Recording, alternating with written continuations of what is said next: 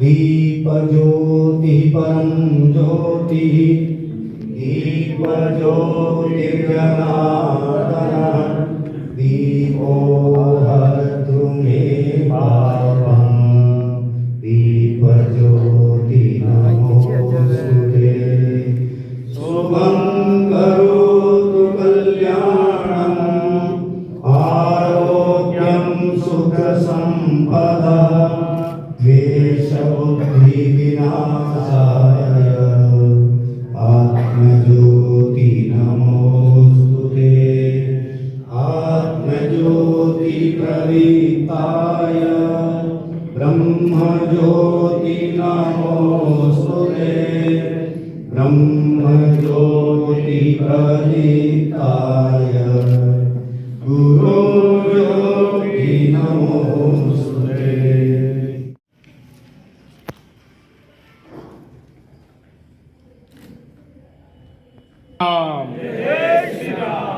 श्री राम जय राम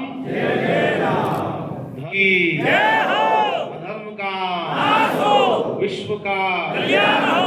गौ माता की जय हो, गंगा माता की जय हो, काशी विश्वनाथ की जय हो, राम जन्मभूमि की जय हो, सभी देवी देवताओं की जय हो। बोलो हर हर हर हर महादेव। सब लोग इस सारे काम में लगे हुए हैं अभी राम मंदिर को लेकर के।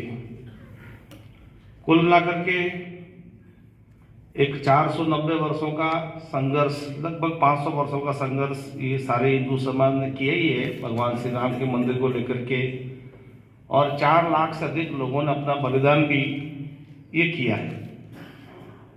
तो ऐसा लगभग 500 वर्षों का संघर्ष का इतिहास आज हमारे सामने है, और लगभग 40 वर्षों से विष्णु प्रसाद के नेतृत्व में संघ भी सारे काम में लगा कि अयोध्या में भगवान श्री राम का मंदिर भव्य दिव्य ये बनना चाहिए। तो 1984 में संघ की एक अखिल भारतीय बैठक में विषय आया कि संघ को भी राम मंदिर वाले विषय में लगना चाहिए। तो उस समय बाला साहब देवरस संघ के तृतीय सरसंघचालक थे, तो उन्होंने भी कहा कि भाई संघ का काम तो ये अभियान आंदोलन का नहीं है, संघ का तो एक ही काम है, वो है व्यक्ति निर्माण का काम, कि वो अपनी शाखा के माध्यम से इस देश में चरित्रवान और संस्कारवान लोगों की फौज खड़ी करे, देश के लिए जीने का भाव ये हर व्यक्ति में जगाया जाए। तो ये व्यक्ति निर्माण का काम ही संघ करता है।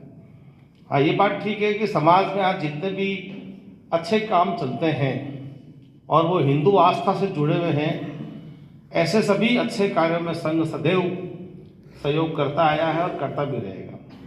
तो उन्होंने कहा कि संघ का काम ये व्यक्ति निर्माण का काम है, फिर भी हमको इस राम मंदिर वाले मुद्दे में सहभागी बनना है, सबको लगता है कि लगना चाहिए, तो हम विचार पूर्वक लगे। फिर इसमें कितने साल लगेंगे इसकी कोई कल्पना नहीं कर सकता।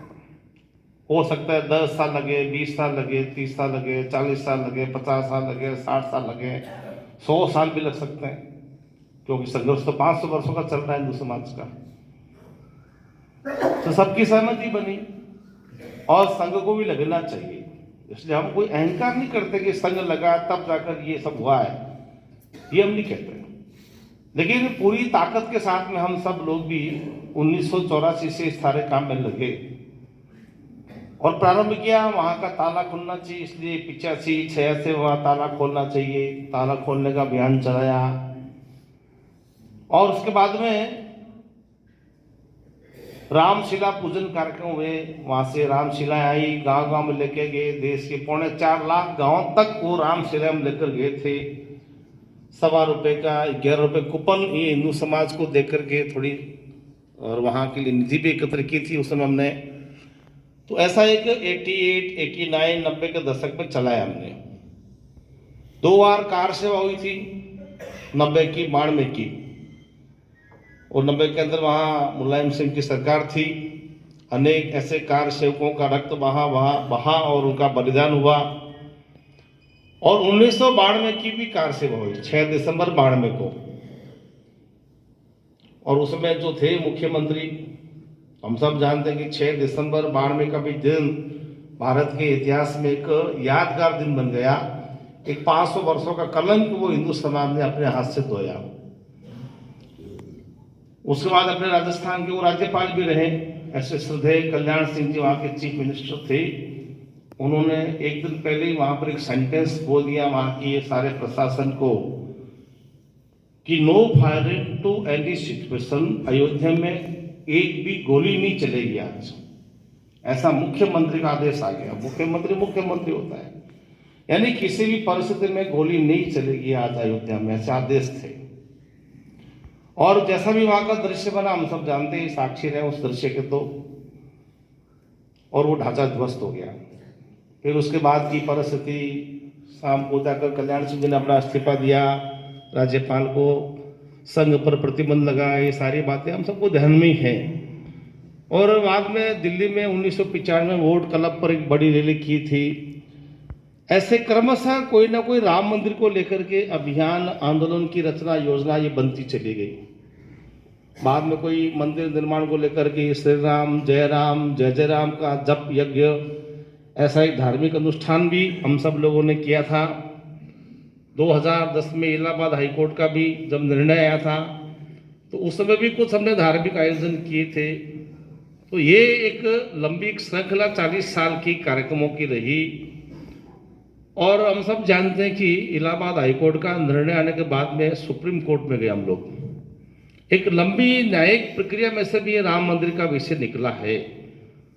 मुझे ध्यान में है कि लाल सागर में ये 8 नवंबर रात से 9, 10, 11 नवंबर को प्रांत का घोष शिविर वहां होना था, और सरसंघ चालक जी उसमें आने वाले थे। इन्हीं दिनों में सुप्रीम कोर्ट का निर्णय आ सकता है, हमको पहले से मालूम था। अब निर्णय आएगा तो फिर क्या होगा तो देखा जाएगा। 8 तारीख की रात को आया समाचार कि सुप्रीम कोर्ट कल सुबह राम मंदिर का फैसला सुनाएगा।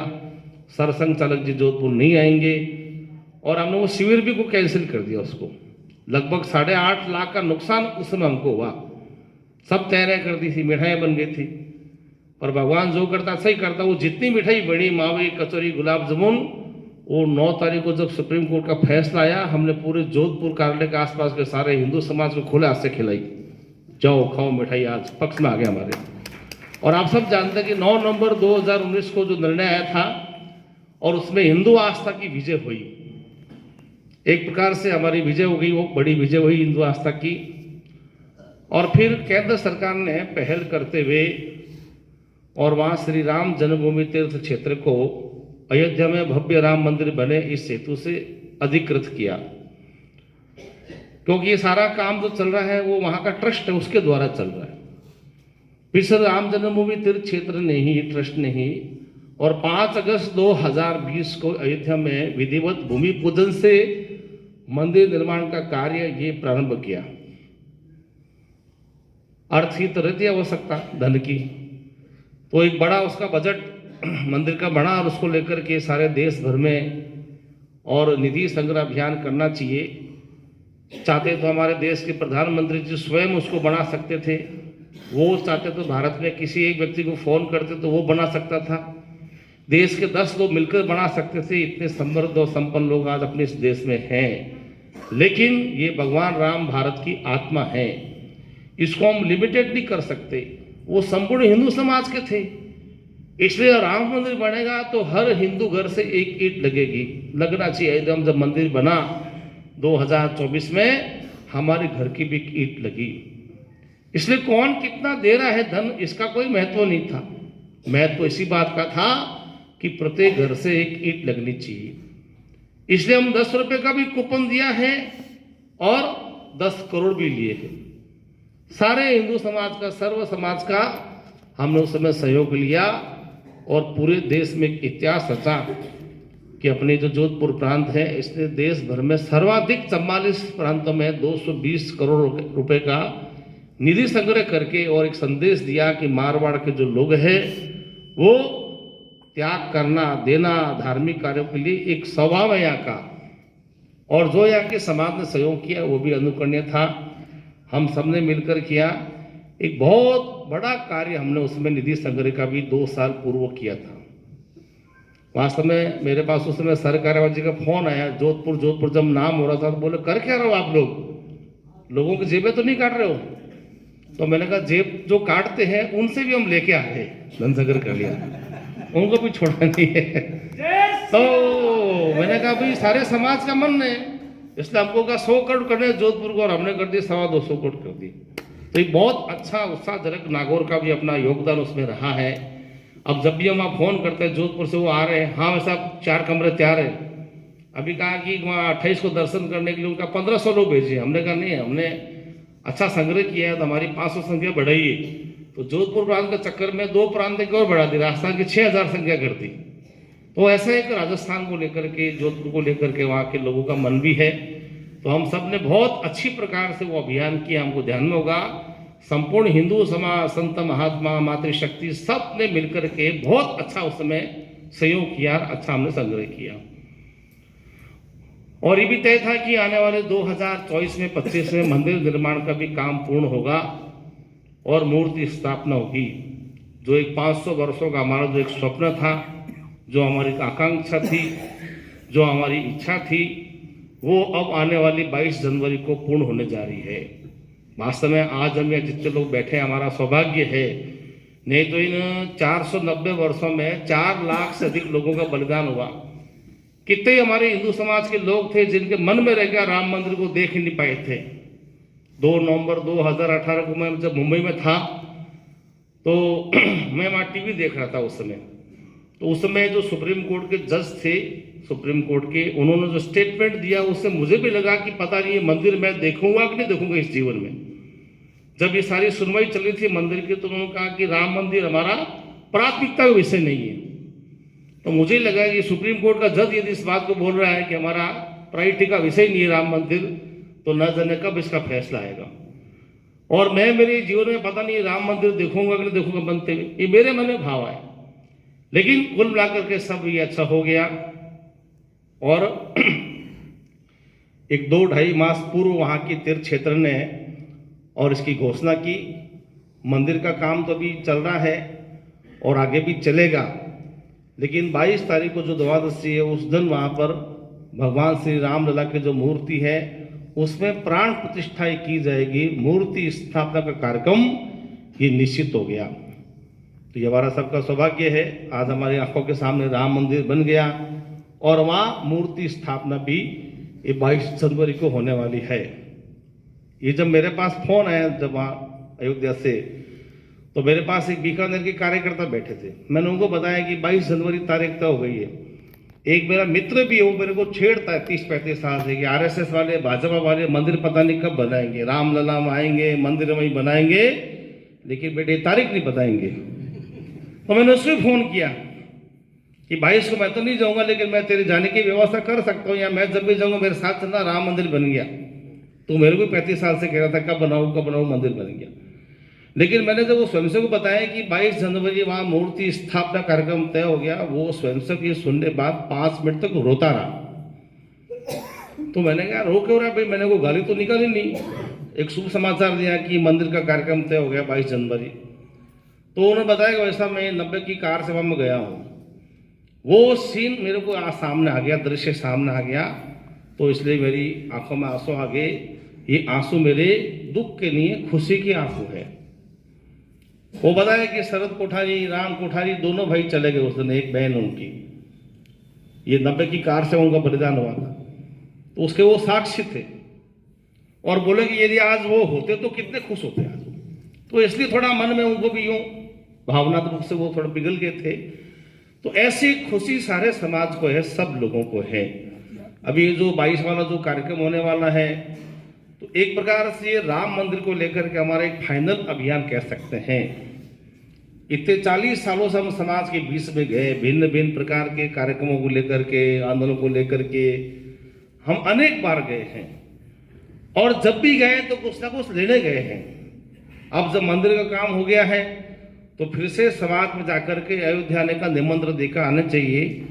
तो ऐसी योजना बनाई वहाँ के ट्रस्ट ने, और उसी योजना के अनुसार, और ये जो सारा कार्यक्रम भी चला है, आगे चलेगा, ये ना तो संघ का है, ना विश्व हिंदू परिषद का है, ये संपूर्ण हिंदू समाज का कार्यक्रम है, इसलिए संपूर्ण समाज ही मिलकर के इस सारे कार्य को करे। ये ध्यान में रख करके पूरे भारत में 1 से 15 जनवरी भारत के सभी 6 लाख से अधिक गाँव में संपर्क करना, प्रत्येक ढाणी में जाना और प्रत्येक हिंदू घर तक संपर्क करना और घर घर जाकर के वहाँ पर अक्षत वो अपने आए थे। यहाँ नागौर में जब पहली बार चावल आए थे तो संभवतः तारीख 2 दिसंबर थी। ये चुनाव परिणाम आने के एक दिन पहले मैं यही था, तो मैं जिस गाड़ी में आया था उसी गाड़ी वो अक्षत आए थे। तो ऐसे प्रत्येक घर घर में अक्षत देना, चित्र देना और पत्रक देना, ये हर घर घर देना। तो ये गृह संपर्क की योजना सारे देश भर की बनी थी। तो मैं समझता हूँ कि सारे अपने इस प्रांत में नागौर में भी अधिकांश घरों में हम सब लोग गए हैं। फिर भी सावधानी के तौर पर कल ये घटना जोधपुर में हो चुकी है। वो घटना ऐसी थी कि चौपासी हाउसिंग बोर्ड में अपने कार्यकर्ता घर घर संपर्क करे थे, 5 घर उन्होंने छोड़ दी। वो 5 घरों के हिंदू जोधपुर संघकाल में आए थे झगड़ा करने के लिए मेरे से, और आकर क्या बोले, भाई साहब आज हम झगड़ा करेंगे आपसे। मेरे को बताओ क्या गलती होगी? बहुत बड़ी गलती कर दी। हमारे कॉलोनी के हर घर में गए और हमारे 5 घर छोड़ दिया। हम हिंदू नहीं किया, हम मुसलमान ने किया, ये अन्याय क्यों? एक जन रोने लग गया था वहां पर। तो मैंने कहा गलती हो गई साहब, आपके घर आएंगी। फिर मैंने वहां नगर का फोन कराया, मैं कहा तुम्हारे सेक्टर 3 में ये 5-6 परिवार छोड़ दिए, वो सब लोग यहाँ आए शिकायत करने के लिए। तो फिर वो वापस आज आए, सुबह वहाँ गए होंगे वो देने के लिए। तो ऐसे हर हिंदू की अपेक्षा भी है, इच्छा भी है कि हमारे घर में पीले चावल आने चाहिए। इसलिए कोई घर छूटना नहीं चाहिए। यदि कोई घर छूट गया है तो हम एकाध दिन में भी कर सकते हैं, लेकिन प्रत्येक घर तक वो अक्षत जाना चाहिए, चित्र जाना चाहिए, पत्रक जाना चाहिए। और अयोध्या आने का न्योता निमंत्रण हमको हिंदू समाज को दे के आना, हर घर घर दे के आना। ऐसा एक संपर्क अभियान अभी चल रहा है, वो पूर्णता की ओर है। और आगे जो 22 तारीख का जो कार्यक्रम होने वाला है, वह कार्यक्रम ये मंदिर केंद्रित कार्यक्रम है। इसलिए कई बार स्पष्टता नहीं होने के कारण से अलग अलग प्रकार का स्वरूप बना लेते हैं। ये जो 22 को जो कार्यक्रम होने वाला है, ये कहीं भी पब्लिक पैलेस पर बड़ी संख्या में इकट्ठा होना, वहाँ आतिशबाजी करना, जुलूस निकालना, ये बिल्कुल अपेक्षित नहीं है। आतिशबाजी आप नागौर के पूरे बाजार में करिए, कोई दिक्कत नहीं। नागौर शहर के हर मंदिर, हर धार्मिक स्थान पर आप लाइटिंग करिए। तो सायंकाल 22 को हर हिंदू घर में दीपक लगने चाहिए। जैसे हम दीपावली मनाते हैं वैसे हम दीपावली मनाएं, परिवार के सब लोग मिल बैठकर के दीपोत्सव मनाएं, मिठाई खाएं, छोटी मोटी आतिशबाजी भी करनी है तो घर के बाहर या घर के अंदर जो भी करें वहाँ करें, रोशनी वगैरह सब करें। और सुबह 10 बजे से लेकर के 2 बजे तक मेरे गली मोहल्ले का जो मंदिर है वही भगवान श्री राम का मंदिर है, और मेरी गली और मोहल्ला ही मेरे लिए अयोध्या है। ऐसा मान करके अपने अपने गली मोहल्ले का जो मंदिर है वहाँ हमको बैठ करके अनुष्ठान करते हुए, और आज की टेक्निक है उस टेक्निक के माध्यम से LED के द्वारा, और वहाँ जो लाइव टेलीकास्ट आएगा कार्यक्रम, उसको सबको बैठकर देखना है शांति से। ये भी अपेक्षा नहीं है कि चैनार के किसी मंदिर में कार्यक्रम हो रहा है और ठेठ नया दरवाजे की शाखा के कार्यकर्ता है या किसी संगठन कार्यकर्ता वो वहां जा रहे हैं, ये नहीं करना है। बेजना कुआं का मंदिर है तो वहीं के लोग रहेंगे। मुख्य स्थान शाखा क्षेत्र में बंसीवाड़ा है या कोई हमारा मंदिर है तो वहीं के लोग, आसपास वहाँ गली मोहल्ले के लोग वहाँ आने चाहिए, अपने अपने गली मोहल्ले में जाकर के ही, और हमको इस कार्यक्रम में सहभागी बनना है। इसलिए अपने गली का मंदिर वही राम मंदिर, और मेरी गली और गांव मेरा अयोध्या है, ऐसा मानना चाहिए। अभी 3 दिन पहले हमारे देश के जो प्रधानमंत्री जी है, वो इस देश के प्रधान सेवक होने के नाते, प्रधानमंत्री होने के नाते उन्होंने पूरे देश के हिंदू समाज को एक निवेदन किया है। वो मालूम ना सबको, किसी को भी अयोध्या आने की जरूरत नहीं है। वो एक 7,500-8 हज़ार की एक सूची बनी हुई है, कुछ लोग वहाँ जाएंगे। सब यदि सारा समाज वहाँ जाएगा तो उस दिन अयोध्या की क्या स्थिति बनेगी। और अयोध्या में 24 घंटे पहले वहाँ प्रवेश भी निषेध हो जाएगा, इसलिए किसी को भी वहाँ जाना भी नहीं है। ठीक है, 1-2 महीने बाद, 3 महीने बाद जब काम पूरा हो जाएगा या वहाँ की स्थिति जब सामान्य हो जाएगी तब हम जाएंगे। जल्दबाजी काहे की करना। इसलिए अपने गली मोहल्ले के जो मंदिर है वहाँ हमको सारी व्यवस्था करनी, यहाँ काफ़ी पुजारी वगैरह पधारा है, उनसे मेरा निवेदन है कि ये अपनी ओर से हम अपनी गली मोहल्ले में जो लोग मंदिर में दर्शन करना आते हैं उनको आग्रह करें कि आप सबको पता ही है कि 22 तारीख को वहाँ भगवान श्री राम का मंदिर और मूर्ति स्थापना कार्यक्रम है, उद्घाटन कार्यक्रम है। तो अपने इस मंदिर में भी आप सबको सुबह 10 बजे आना है, ऐसा वहाँ पुजारी वगैरह आप आग्रह करिए। गली मोहल्ले के लोग सबको इसका निमंत्रण देवें। ये अभी हम जो पीले चावल आपको देखे जा रहे हैं, ये 22 तारीख को अपने मोहल्ले का जो मंदिर है वही अयोध्या और भगवान श्री राम का मंदिर ऐसा मान कर चलिए, वहाँ आने का आपको ये निमंत्रण है। यहीं से बैठ कर हमको अयोध्या मंदिर का साक्षी बनना है। और वहाँ समस्त प्रकार की जो व्यवस्थाएं हैं उन सब व्यवस्थाओं को भी वहाँ मंदिर से जुड़े हुए जो ट्रस्टी है, आदरणीय पुजारी जी है, या वहाँ आसपास मोहल्ले के हिंदू समाज के लोग मिलकर वहाँ की सारी व्यवस्था करें। इसके लिए कोई कलेक्शन करने की जरूरत नहीं, किसी की रसीद काटने की जरूरत नहीं। अब ठीक है, वहाँ 100-200 लोग आएंगे तो कुर्सियाँ लगा देंगे, LED की व्यवस्था कर देंगे, चाय पानी की व्यवस्था कर देंगे। ऐसे मुख्य रूप से 2-4 प्रकार की व्यवस्था जैसे हम रूटीन में मंदिर में कार्यक्रमों में करते हैं मोहल्ले के लोग, वैसे ही इसकी व्यवस्था करना। प्रारंभ में वहाँ आएंगे 10 बजे तो हनुमान चालीसा का हम पाठ करें वहाँ पर, और वो पाठ करने के बाद में श्री राम जय राम 108 माला का जप करें। तो एक प्रकार से एक धार्मिक वातावरण सारे देश भर में बनेगा, कितने लाखों करोड़ों के लोग संख्या में है, और जब इस प्रकार से वो पाठ करेंगे तो कैसी एक शक्ति खड़ी होगी, और संपूर्ण देश भर का वातावरण एक धार्मिक आध्यात्मिक इसके कारण से बनने वाला है। लगभग 11-11:30 बजे वहाँ अयोध्या में जब वो कार्यक्रम शुरू होगा तो उस कार्यक्रम को वहाँ मंदिर में और वहाँ LED पर देख करके ही अपनी उपस्थिति वहाँ पर दर्ज करवाना।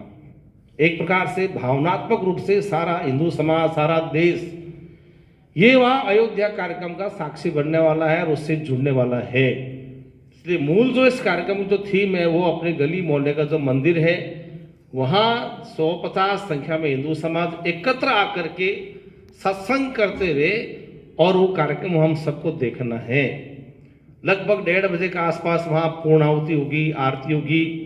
तो वैसे ही आरती वहाँ अपने मंदिर में करते हुए और फिर जैसी वहाँ मंदिर में चाय पानी जलपान प्रसादी की व्यवस्था है वो लेकर के अपने अपने घरों में जाकर के अपने काम में लगना। वैसे राजस्थान सरकार ने छुट्टी की है 22 तारीख को, और सायंकाल अपने घर पर दीपोत्सव की तैयारी करना। आग्रह किया है कि कम से कम 5 दीपक हर हिंदू घर में जलने चाहिए। हम अधिकतम कितने भी जला सकते हैं। आज हम दीपावली मना रहे हैं, किन के लिए मना रहे हैं? 14 साल का वनवास काट के आए राम जी, उन्हीं का मंदिर निर्माण का काम पूरा हो गया। 500 साल से हम सब लोग लगे हुए थे, इसलिए 22 जनवरी 2024 भारत के इतिहास में एक यादगार दिन बनने जा रहा है और हजारों वर्षों तक इस दिन को भी याद किया जाएगा। इसलिए एक दीपावली 22 जनवरी से हम और मनाना प्रारंभ करेंगे। और जैसा मैंने कहा है कि प्रसंग बहुत खुशी का है, इसलिए एक आग्रह भी कर रहे हैं कि उस दिन हिंदू समाज की एक मर्यादा बनी रहे, हिंदू समाज का एक अनुशासन बना रहे। मैं भी 4 दिन पहले बीकानेर गया तो वहाँ बता रहे थे कि हम कोर्ट गेट पर 5000 संख्या में इकट्ठे होकर नारेबाजी करेंगे, पटाखे छोड़ेंगे, होला करेंगे। तो कुछ लोग ऐसे जिनको सहन होगा ये सब, समझ गए ना मैं क्या कहना चाह रहा हूँ? तो ये करना कि नहीं करना, ये सब ये बिल्कुल नहीं करना। ये मैं इनको जानबूझ कर नहीं, आग लगाने की कोशिश मत करो आप लोग। किसी को भी सड़क पर नहीं आना उस दिन।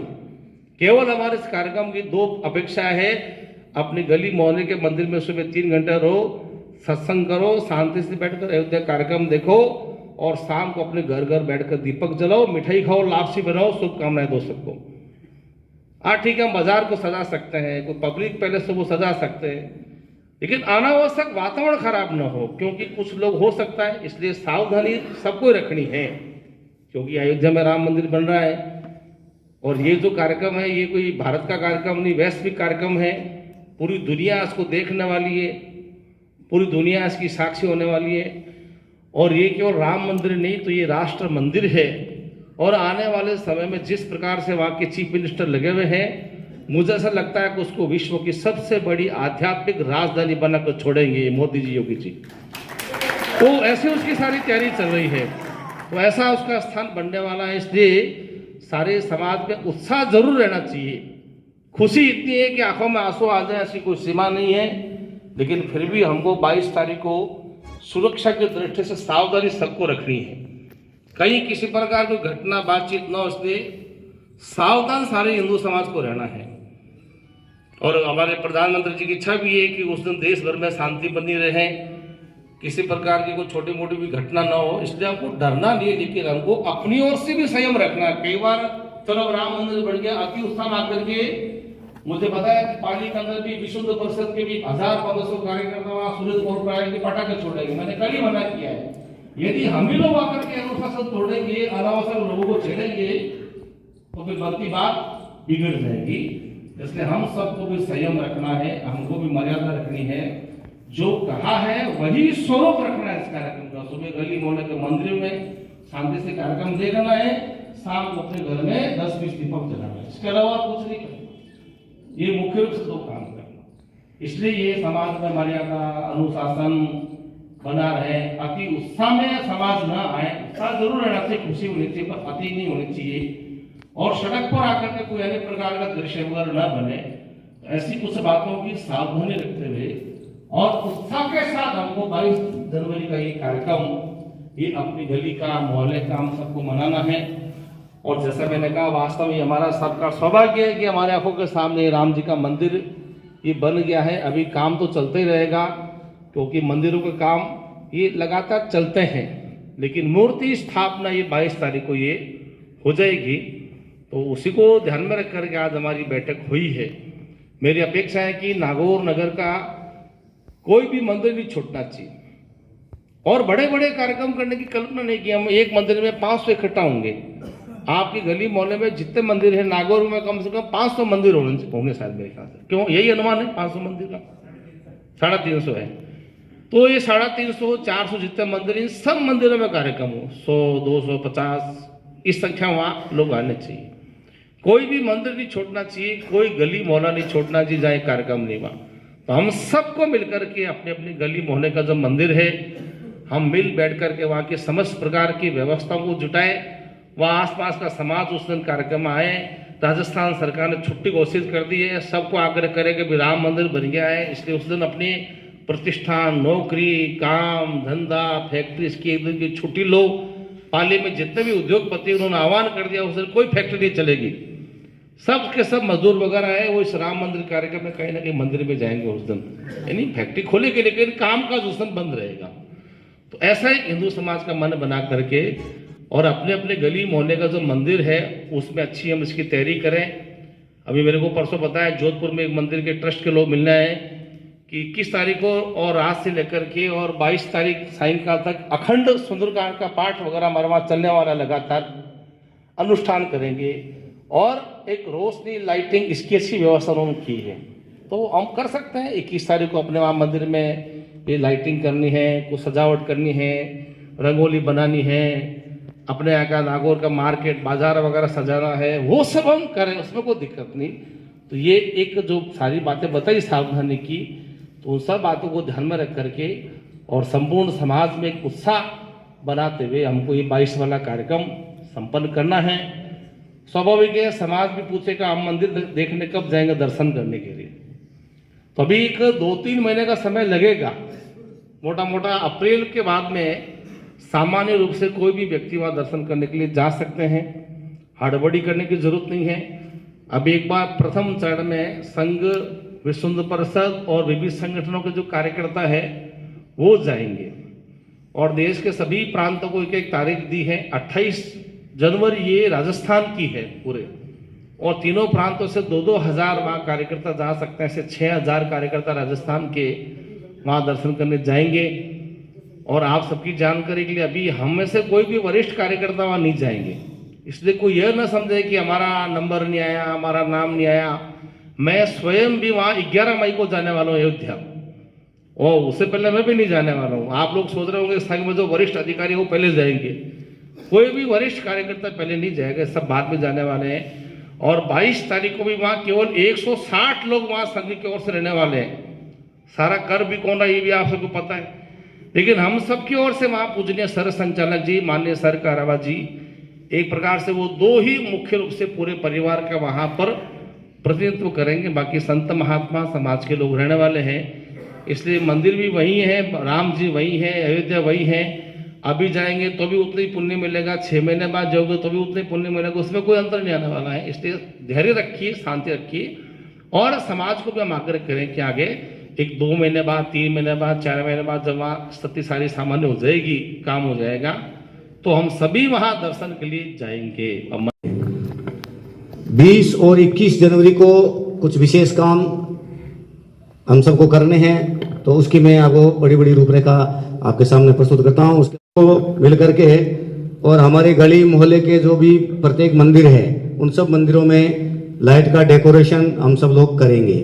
जिस प्रकार हम दीपावली के अवसर पर करते हैं या अन्य अवसरों पर मंदिरों को सजाते हैं, उसी प्रकार हम सब लोग अपने छोटे बड़े सभी मंदिरों में इसका आयोजन हम सब लोग करेंगे।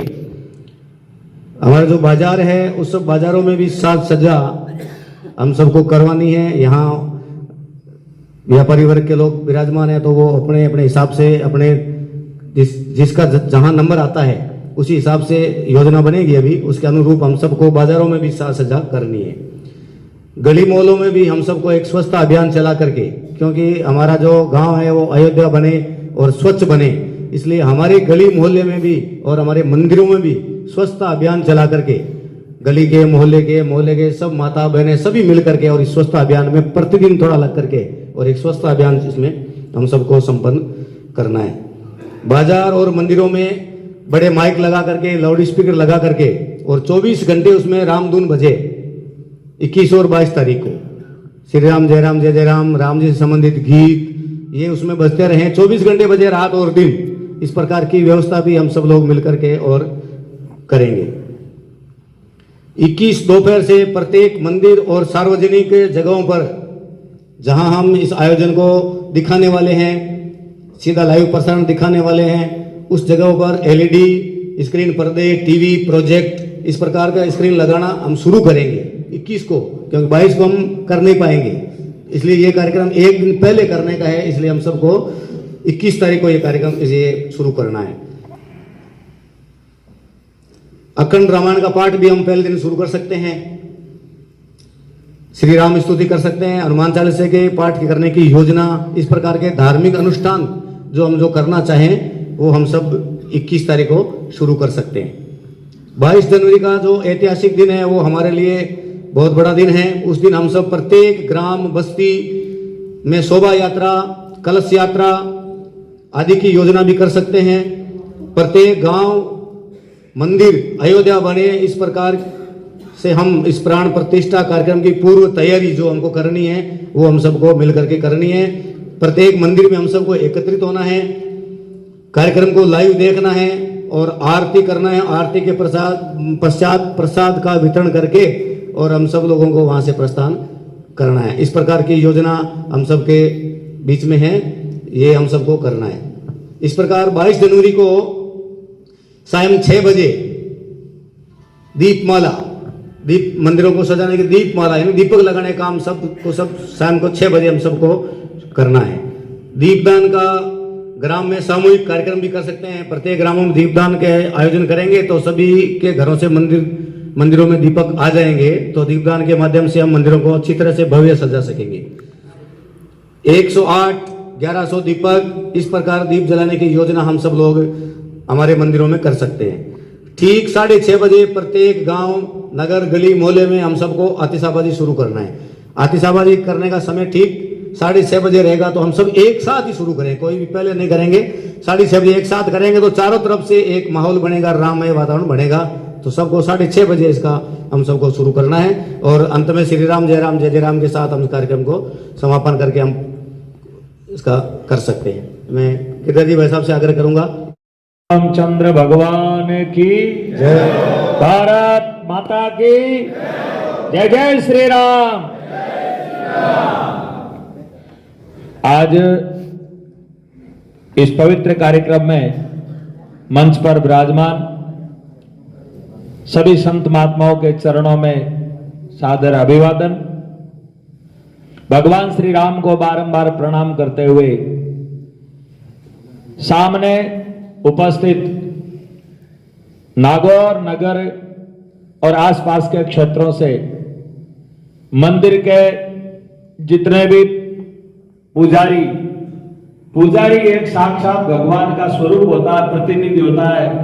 तो मैं ऐसा मानता हूं कि मेरे सामने नागौर के जितने भी देवी देवता है वो सब विराजमान है, क्योंकि पुजारी स्वयं भगवान का प्रतिनिधि होता है। तो यहाँ मंदिर के देवता के रूप में आप जितने भी प्रतिनिधि पधारे हैं, आप सभी देवी देवताओं को ही मैं प्रणाम करता हूं।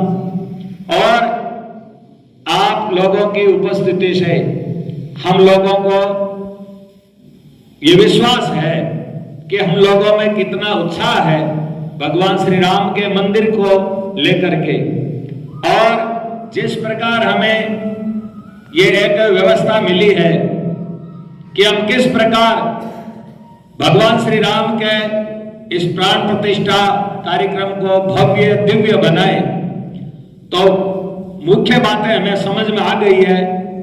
और यदि कोई ट्रस्ट या समाज इसके लिए व्यवस्था करता है तो अच्छी बात है, और यदि नहीं करता है तो यहाँ के पदाधिकारियों को हम आशा देते हैं और विश्वास दिलाते हैं कि हम सब पुजारी अपने खर्चे से मंदिर की सारी व्यवस्था करेंगे, साफ सफाई करेंगे, मंदिर में भव्य दिव्य दीपोत्सव का कार्यक्रम करेंगे, आतिशबाजी करेंगे, प्रसाद वितरण व्यवस्था करेंगे, और पूरा का पूरा माहौल एकदम भगवान श्री राममय वातावरण कर देंगे, ऐसा हम विश्वास दिलाते हैं। भारत माता की।